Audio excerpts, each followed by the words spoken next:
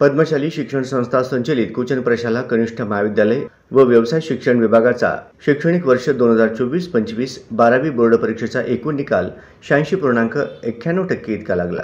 विभागानुसार निकाल याप्रमाणे: कला विभाग 53.16%, वाणिज्य विभाग 94.17%, शास्त्र विभाग 98.13%, व्यवसाय विभाग 81.98%।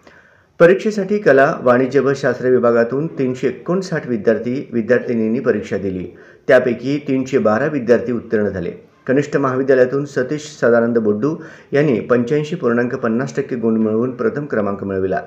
अभिषेक किसन नल्ला यांनी 81.33% गुण मिळवून द्वितीय क्रमांक मिळवला, तर कुमारी वेन्नेला अंबादास बोडा यांनी 79.17% गुण मिळवून तृतीय क्रमांक मिळवला।